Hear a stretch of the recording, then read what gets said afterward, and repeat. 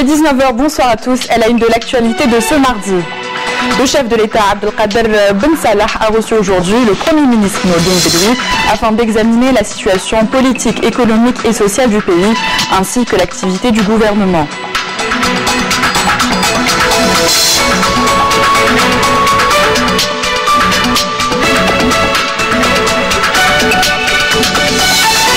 Sétif abrite la 21e édition de la Semaine nationale du Saint-Coran. Le ministre des Affaires religieuses et des Waqf, Youssef Belmehdi, a présidé aujourd'hui la cérémonie d'ouverture de la rencontre.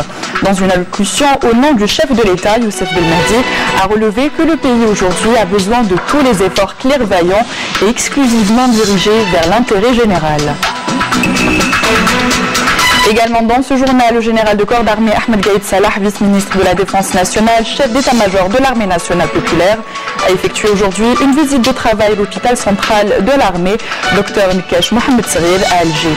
Ahmed Gaïd Salah a procédé à l'inauguration du centre médico-chirurgical de jour et d'internat.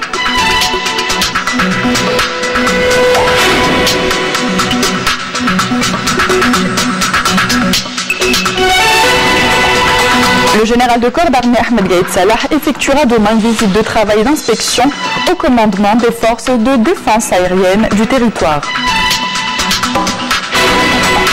Voilà donc pour les titres, bienvenue à tous. Le chef de l'État Abdelkader Ben Salah a reçu aujourd'hui le Premier ministre Nourdine Bedoui afin d'examiner la situation politique, économique et sociale du pays ainsi que l'activité du gouvernement. Durant cet entretien, Bedoui a présenté au chef de l'État un exposé sur les principaux résultats des deux conseils du gouvernement du 16 et 23 octobre dernier ainsi que les deux conseils interministériels du 17 et 23 et 26 octobre dernier. Parmi ces résultats, les décisions prises par le gouvernement concernant la promotion de la recherche et du développement au sein des entreprises économiques publiques, la valorisation de la recherche scientifique et l'exploitation de ressources humaines et matérielles au profit de la recherche scientifique et du développement technologique. À cet effet, le chef de l'État Abdelkader Ben Salah a mis un accent particulier sur la nécessité d'hisser le chercheur et la recherche scientifique à un plus haut degré, ainsi que de valoriser les compétences de la recherche scientifique à l'intérieur et à l'extérieur du pays, notamment le tissu économique, étant donné qu'il représente la pierre angulaire du développement du pays. En ce qui concerne le dossier de la protection de l'environnement, le Premier ministre a présenté un exposé détaillé sur le plan national de reboisement et l'opération de réhabilitation et d'élargissement du barrage vert, expliquant les actions du gouvernement visant à faire réussir cette opération à travers l'exploitation des réseaux sociaux et l'utilisation de l'accompagnement scientifique pour son application sur le terrain. À ce sujet, le chef de l'État a tenu à encourager le gouvernement à aller de l'avant dans l'application de cet important programme national représentant une puissante volonté politique pour la protection du patrimoine forestier dans le cadre d'une approche stratégique basée sur la protection des ressources naturelles, de la désertification, la préservation des terres et la lutte contre le changement climatique qui s'inscrivent dans le cadre de la concrétisation des visées du développement durable. Le chef de l'État a par ailleurs exprimé sa satisfaction concernant les efforts du gouvernement pour la réussite des Jeux méditerranéens qui se tiendront à Oran en 2021.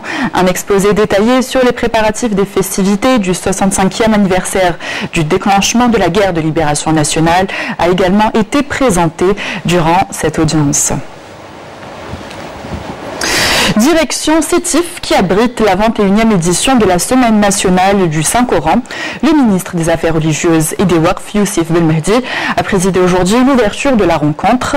Dans une allocution au nom du chef de l'État, Youssef Belmehdi a relevé que le pays a aujourd'hui besoin de tous les efforts clairvoyants, exclusivement dirigés vers l'intérêt général. Amal Siridir. Le Coran, un appel à la sagesse et à la clairvoyance. C'est le slogan de la 21e édition de la Semaine nationale du Saint-Coran. Une manifestation qui met l'accent sur l'importance des messages portés par le Saint-Coran pour éclairer les sociétés, notamment dans les périodes charnières.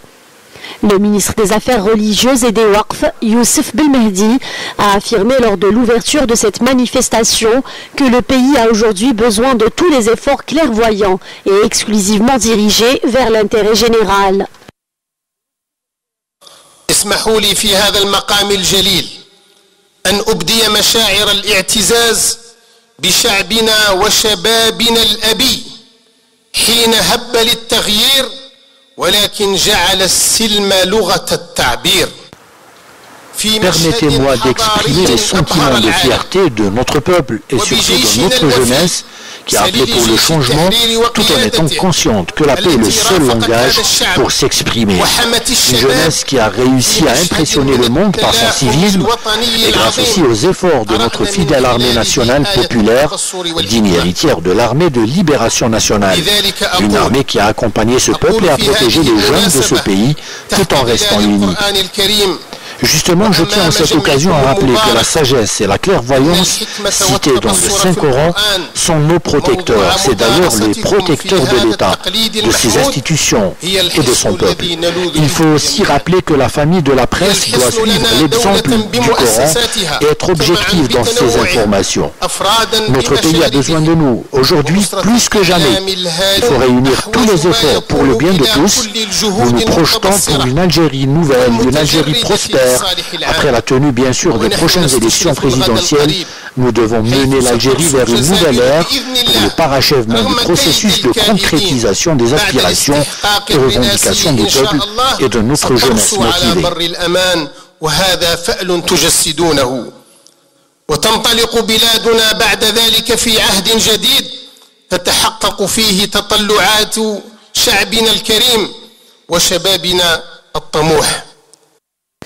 En plus de l'organisation de concours de mémorisation et de psalmodie de Coran, la Semaine nationale du Saint-Coran, qui se poursuivra jusqu'au 31 octobre prochain, prévoit également une exposition sur le Coran à la Maison de la Culture Houari Boumediene. Dans un autre contexte, le général de corps d'armée Ahmed Gaïd Salah, vice-ministre de la Défense nationale, chef d'état-major de l'armée nationale populaire, a effectué aujourd'hui une visite de travail à l'hôpital central de l'armée, Dr Naqash Mohamed Sarir à Alger, où il a procédé à l'inauguration du centre médico-chirurgical de jour et d'internat. Cette visite s'inscrit dans le cadre du suivi de l'état d'avancement de l'exécution des programmes de développement des différentes composantes de l'ANP à l'occasion des festivités commémorant le 65e anniversaire du déclenchement de la glorieuse révolution. Adel Sadoun.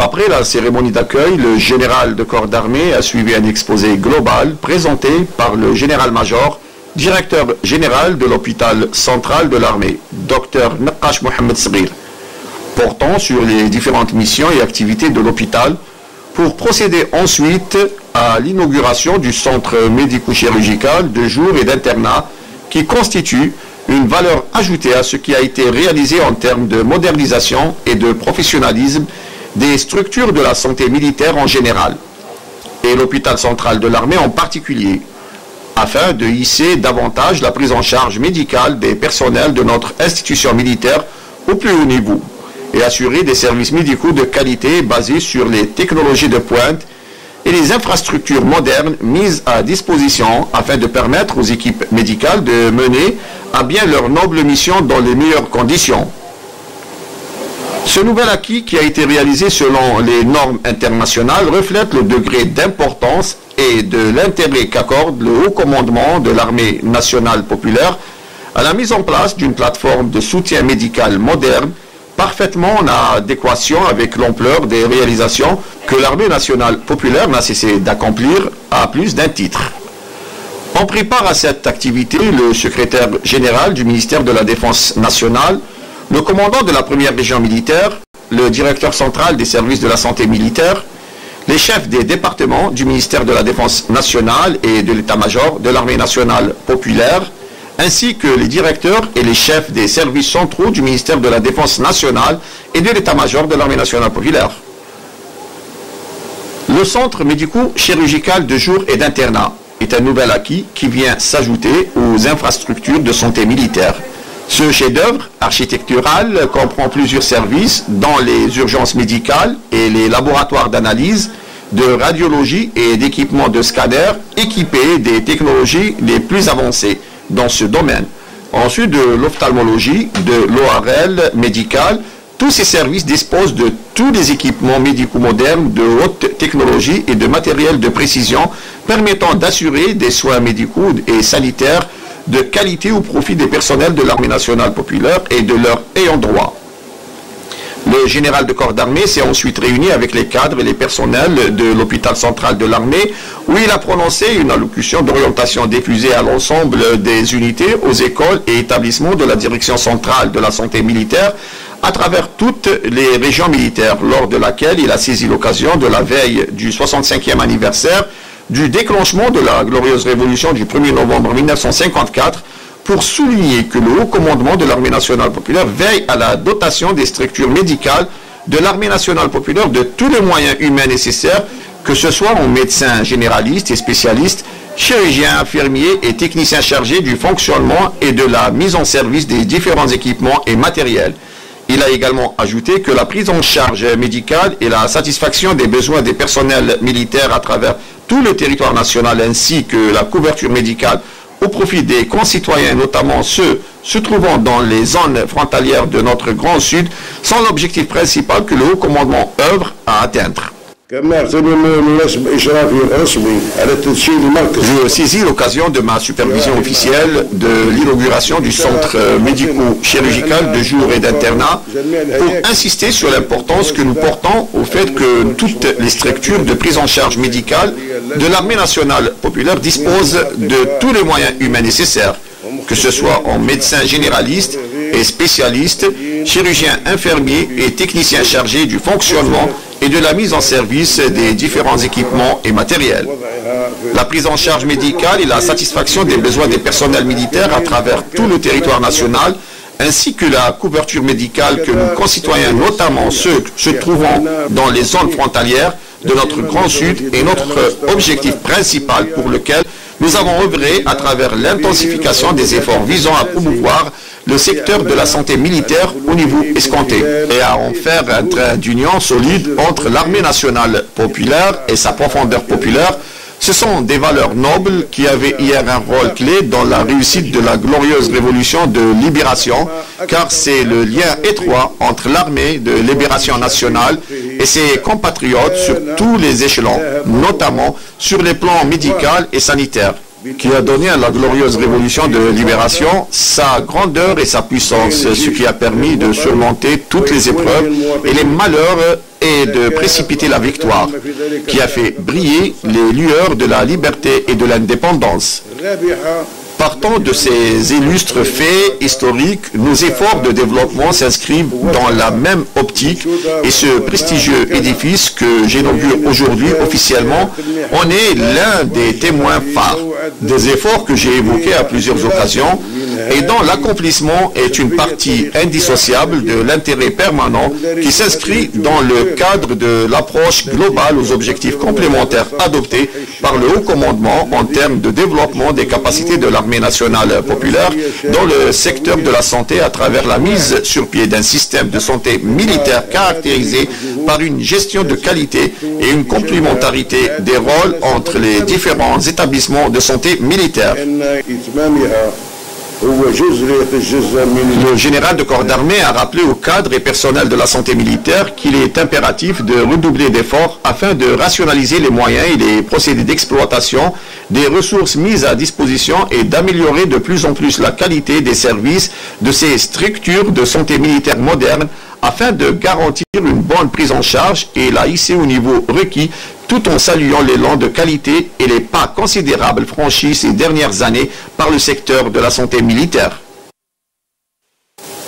Il convient de souligner dans ce cadre qu'il est impératif de redoubler d'efforts afin de rationaliser les moyens et les procédés d'exploitation des ressources mises à disposition et d'améliorer de plus en plus la qualité des services de ces structures de santé militaire modernes afin de garantir une bonne prise en charge et la hisser au niveau requis.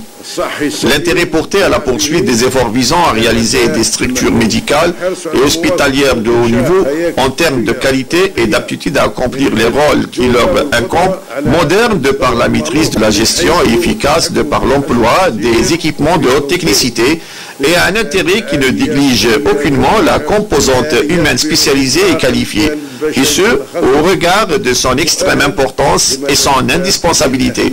Enfin, nous pouvons affirmer que ce qui a été concrétisé sur le terrain au niveau du secteur de la santé militaire et ce qui est en cours de réalisation reflète sans nul doute la grande importance dont il jouit, à l'instar de tous les autres secteurs de l'armée nationale populaire, et représente ainsi un témoin irréfutable de la clairvoyance, de la perspicacité et de la détermination à atteindre les résultats escomptés.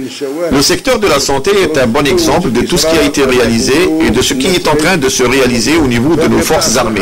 Car les miracles ne se produisent que par le travail et ce dernier ne peut être productif s'il n'est pas empreint de bonnes intentions envers Allah et la patrie.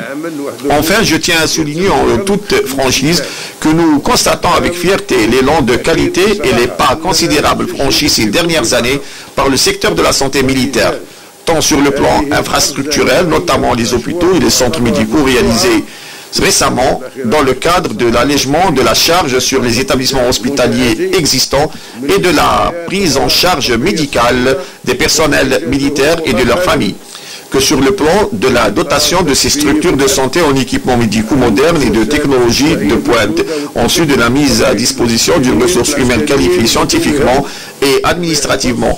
Toutes ces réalisations ont été concrétisées grâce à la vision clairvoyante et perspicace et le soutien permanent du haut commandement de l'armée nationale populaire qui est parfaitement convaincu que la sécurité sanitaire est une partie intégrante de la sécurité globale et une condition primordiale et décisive de la puissance de l'armée et de son état prêt qui représente l'ultime objectif à atteindre quelles que soient les conditions. Qu'Allah le Tout-Puissant guide nos pas et nous apporte aide et soutien pour le bien de notre armée et celui de notre pays, l'Algérie.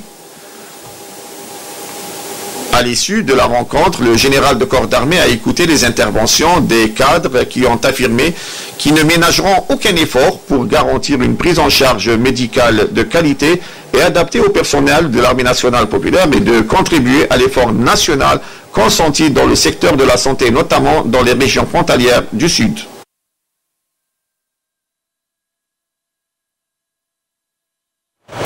À noter que le général de corps d'armée Ahmed Gaïd Salah, vice-ministre de la Défense nationale, chef d'état-major de l'armée nationale populaire, effectuera demain une visite de travail et d'inspection au commandement des forces de défense aérienne du territoire. Lors de cette visite, le général de corps d'armée présidera une réunion d'orientation avec les cadres et personnels des forces de défense aérienne du territoire. À l'occasion des festivités commémorant le 65e anniversaire de la glorieuse révolution et conformément aux instructions du haut commandement de l'ANP relatives à la poursuite de l'opération de baptisation des infrastructures et sites relevant du ministère de la Défense nationale au nom des Chouhada et des Moudjahidines, le général-major Atamni Ya'mar, commandant de la 5e région militaire, a présidé aujourd'hui la cérémonie de baptisation de l'établissement de construction mécanique de Khenchla au nom du shahid Hassan, et ce en présence d'officiers et de cadres de la 5e région militaire, ainsi que la famille du shahid qui a été honorée à l'occasion. Dans le même contexte, le général-major Mohamed Adjouroud, commandant de la 6e région militaire, a présidé aujourd'hui la cérémonie de baptisation du secteur militaire à Insalah au nom du shahid Mohamed Bida et une garderie pour enfants dans la même région militaire au nom du Moudjahid Daili Ahmed, également en présence d'officiers et de cadres de la 6e région militaire, ainsi que la famille du shahid et du Moudjahid qui ont été honorés à l'occasion.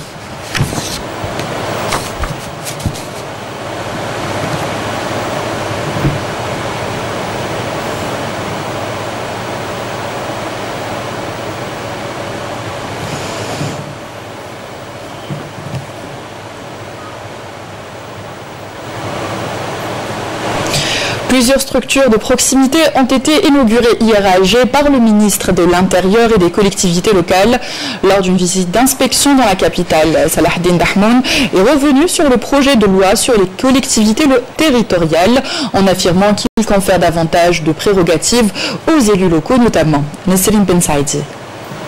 Le projet de loi sur les collectivités territoriales confère davantage de prérogatives aux élus locaux et d'autonomie en matière de gestion de leurs ressources afin de jouer un rôle actif dans l'économie nationale.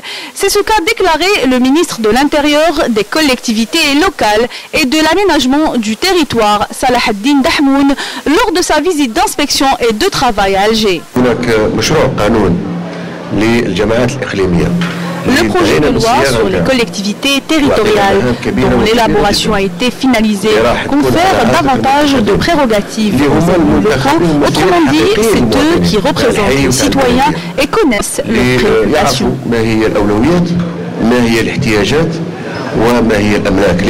Le ministre a aussi déclaré que la couverture sécuritaire assurée par la Sûreté nationale passera dans les 2 prochaines années de 85% à 100% grâce à l'ouverture de nouveaux sièges de sûreté urbaine dans plusieurs wilayas. Nous allons réceptionner prochainement plusieurs sièges de sûreté nationale pour une meilleure couverture. Salah Ad-Din Dahmoun a par ailleurs procédé à l'inauguration de nouveaux sièges de la commune de Hussein Dey et d'une unité de production de médicaments relevant du groupe Saïdal. Il a mis en avant l'impératif de prendre en charge les problèmes des chercheurs dans tous les secteurs, appelant à l'encouragement des chercheurs scientifiques pour le développement de la production nationale. Parmi les décisions importantes prises par le gouvernement est de donner aux chercheurs algériens leur place dans le développement de l'économie nationale, et ce, dans tous les secteurs, que ce soit public ou privé. Dans la commune de Bab El Oued, le ministre a fait savoir lors de la pose de la première pierre de la construction du marché des 3 horloges que les espaces commerciaux de cette structure de proximité seront distribués à ces anciens commerçants.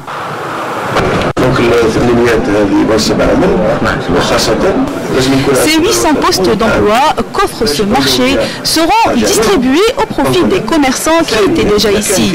S'il y a un surplus, il sera distribué à d'autres bénéficiaires. À la fin de sa visite, le ministre a procédé à la pose de la première pierre pour la réalisation d'une piscine semi-olympique dans la commune de Souidania. Il a aussi inauguré le nouveau siège de l'inspection générale des douanes algériennes à Draria, une garderie d'enfants à Ben Aknoun, un parc urbain à El Bier et un autre parc urbain à Bouzaria. À l'occasion de l'inauguration du complexe sportif de la commune de Louiba, le ministre a insisté sur la nécessité de doter les nouvelles structures sportives d'équipements de sécurité et de surveillance modernes. Salah Ad-Din Dahmoun a aussi inauguré l'hôtel Hyatt Regency à l'aéroport international Houari Boumediene. Le ministre de l'Intérieur et des collectivités locales a salué à cette occasion l'armée nationale populaire et tous les corps de sécurité pour leurs efforts consentis en faveur de la sécurité du citoyen. On l'écoute.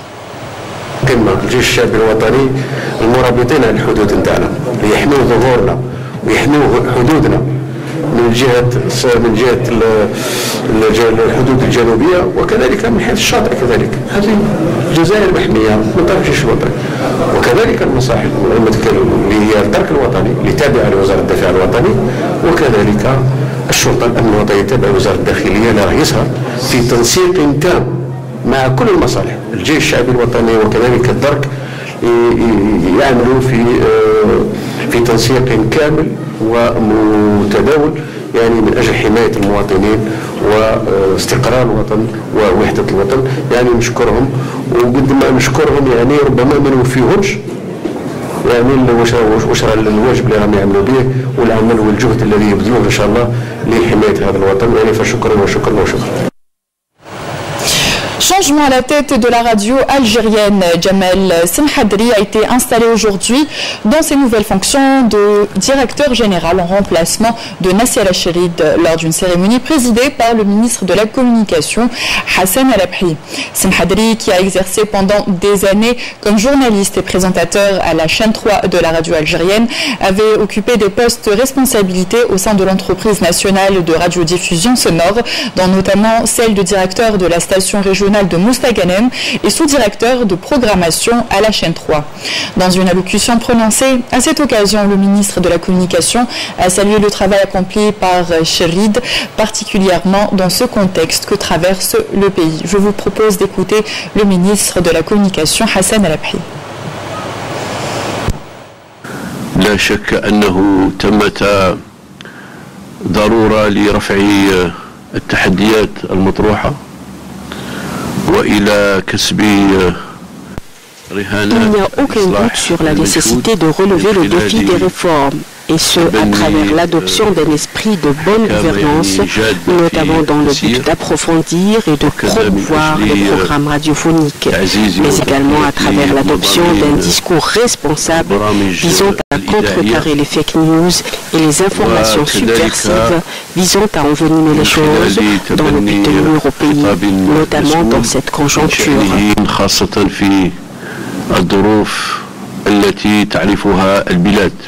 Je compte m'appuyer beaucoup sur cette variété, qualité de cadre que nous avons au niveau de la radio algérienne et m'appuyer bien sûr sur, comme je le disais, tout ce qui a été accompli pour le développer, Inch'Allah, بالخصوص الرقمنة، تطوير الإذاعة الجزائرية بصفة عامة، إذاعات محلية وكل الملفات المطروحة. Rappel au chapitre des présidentielles, l'autorité nationale indépendante des élections a annoncé qu'elle était en passe d'examiner les dossiers des postulats à la candidature pour l'élection présidentielle du 12 décembre prochain dans l'attente de l'annonce de la liste des candidats dans un délai n'excédant pas une semaine. Dit commission chargée de l'examen des dossiers des postulants à la candidature pour la prochaine présidentielle et de la vérification de la véracité des informations fournies ont été installées, soulignant que l'autorité dispose de 7 jours pour trancher les dossiers conformément à la loi organique portant régime électoral. L'avenir du pays, source de débat au niveau de notre communauté établie à l'étranger. Des Algériens immigrés de tous bords se réunissent au consulat d'Algérie à Marseille pour parler de la situation actuelle du pays et tentent d'apporter leur contribution dans l'édification d'une nouvelle Algérie. Saïda Mayouf était sur place. Reportage. Ils sont artistes, hommes de lettres, économistes, députés ou activant dans le mouvement associatif. S'ils sont réunis ce matin-là autour d'une même table, c'est pour une noble cause. Le devenir du pays est au-dessus de toute autre considération. Les débats sont très soutenus, très animés, étayés d'arguments constructifs de part et d'autre. Nous sommes tous d'accord pour aller voter le 12, nombreux, dans un cadre démocratique. Je vois que le 12, qui est la date butoir du vote, elle serait une date quand même intéressante parce qu'à partir de là, il va y avoir le changement. Et le président qui va être élu, il va être le président de tous les Algériens. Et je pense qu'il va veiller à, bien sûr, puisqu'il a écouté le peuple, à améliorer dans le sens où l'Algérie va dans une nouvelle ère internationale et nationale pour le bonheur du peuple algérien. On ne peut pas faire autrement que d'y aller vers ces élections. Il faut que nos frères algériens comprennent ce qui se passe en Algérie, soit économiquement, soit autrement. Vous voyez, regardez ce qui se passe déjà maintenant. Tout est bloqué. Les banques ne donnent plus de crédit. Les usines ferment. Les contrats internationaux n'existent plus. Je suis tout à fait pour ces élections. Parce que l'Algérie, on ne peut pas continuer comme ça. Tout est paralysé, surtout l'économie. Surtout, il y a des entreprises qui sont en train de souffrir et qui risquent de fermer. Nous travaillons beaucoup avec des pays étrangers. Donc l'Algérie, elle est ouverte. C'est notre pays. Oui, je vais voter avec mes 10 doigts en plus. Il faut voter. Et j'incite aussi tous nos frères et sœurs d'aller ce jour-là parce que ça ne sert à rien de rester chez soi. Et puis qu'on voit le pays en train de se dégrader. On veut bien grader notre pays comme tous les autres pays. Toujours au siège du consulat d'Algérie à Marseille et dans une autre salle mitoyenne, ce sont tous des sportifs, tous des champions qui, animés d'une forte conviction que la stabilité du pays nécessite et une solidarité sans faille de la part de tout un chacun, se sont réunis pour voir au mieux comment servir le pays natal. Je pense avoir un bon président qui arrive à équilibrer les choses, voilà, de faire un équilibre. On va dire répartition de la richesse, les logements, les infrastructures, les routes, les hôpitaux, moins de chômage, Voilà, ça serait le rêve. Il faut qu'à mon avis, chacun y mette du sien pour pouvoir amener le plus haut possible le pays, l'Algérie qui doit être digne de ce nom. Donc, et c'est à nous aussi, peuple algérien, d'amener cette chose, notre pierre à l'édifice, chacun dans son domaine et chacun à son niveau. Une Algérie digne de ce nom, telles sont les attentes de nos ressortissants algériens établis à Marseille, un pays prospère et un devenir fabuleux. Retour chez nous, un détachement de l'armée nationale populaire a découvert et détruit hier à Batna 19 casemates pour terroristes et 6 bandes de confection artisanale et divers objets. Dans le cadre de la lutte contre la contrebande et la criminalité organisée, un détachement de l'ANP a arrêté à Schleuf en coordination avec des éléments de la gendarmerie nationale un narcotrafiquant et saisi 50 kg de kif traité, tandis que des éléments de la gendarmerie nationale ont appréhendé à Bouagui et Soukharas 5 narcotrafiquants à bord de 4 véhicules chargés de 6672 comprimés psychotropes.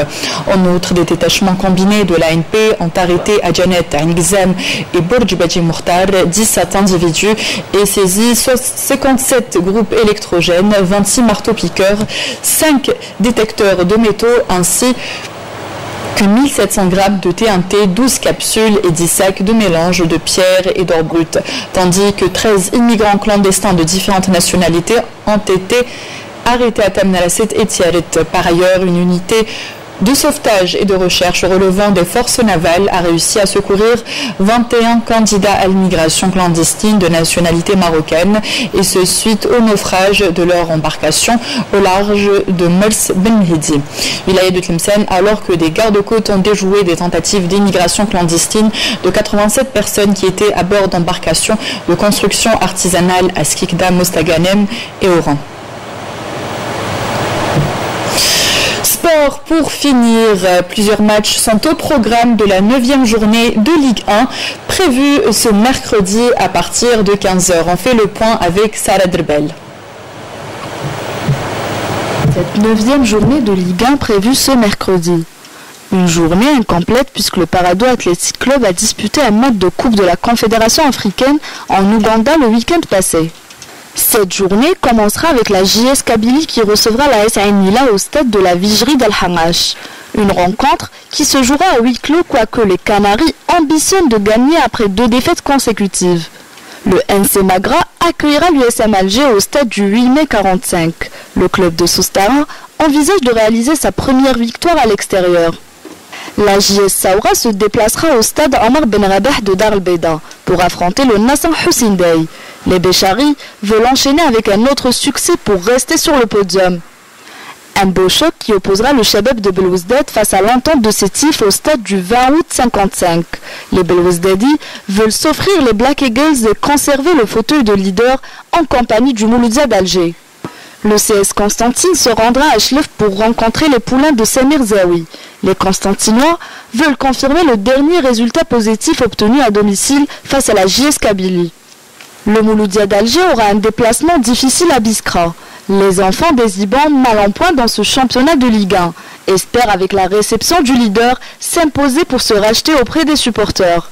La journée va se clôturer avec le Kaba Borj Bouharirij qui recevra la formation oranaise au stade du 20 août 55 de Borj Bouharirij.